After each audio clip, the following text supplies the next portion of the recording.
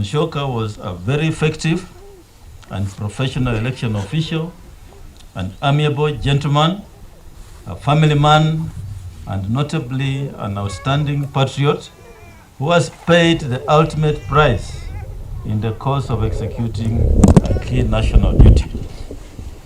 The IEBC and the country have lost a huge resource in a man who had become a highly dependable electoral manager. The answer to this question seems to be that the bell tolls for the election officer of the IEBC every 5 years. I ask and I wonder, why must an election officer be murdered after every general election? Whose gods do we anger by performing our sacred constitutional duty?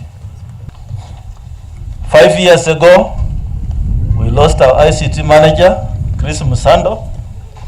A week ago, we have lost our returning officer, Daniel Musyoka, who now lays before us and the nation. Their only crime is that they serve this nation diligently and honestly from their workstations at the IEBC. In this general election, the abuse of staff reached a very unimaginable scale.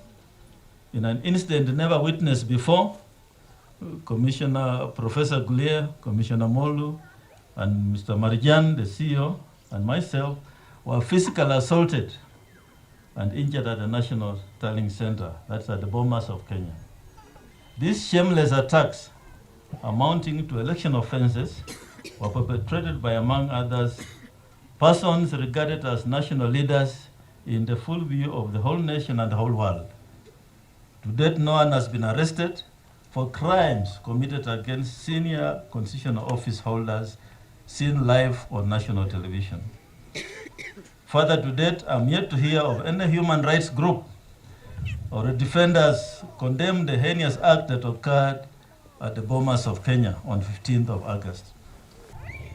I call upon the Inspector General of Police, the Director of Criminal Investigations, and the Director of Public Prosecutions to move with speed to investigate and charge the perpetrators of these election offenses, which were geared towards subverting the will of the Kenyan people.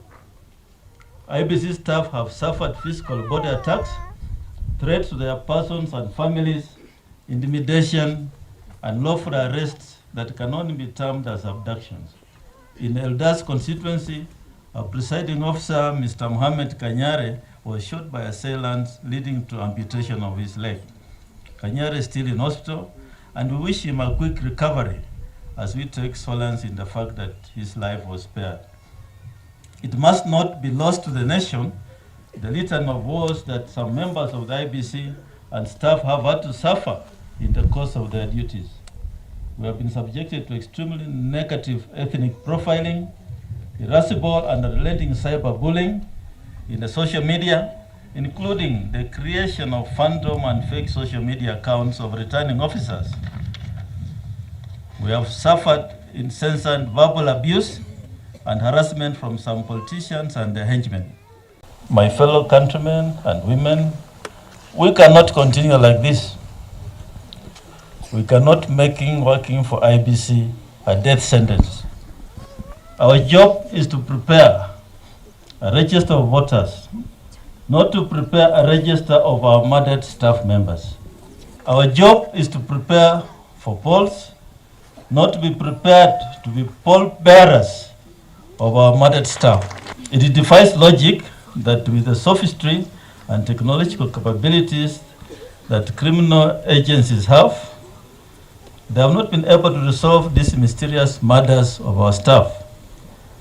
It's time that these agencies lift their constitutional, statutory, and operational calling and conclude investigations to see these troubling, tragic murders resolved.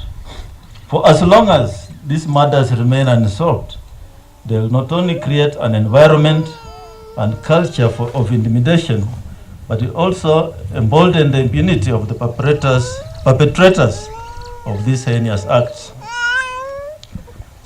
My fellow countrymen and women, if we do not stop the bell from tolling for IEBC, the bell shall surely toll for all our independent institutions and the country at large.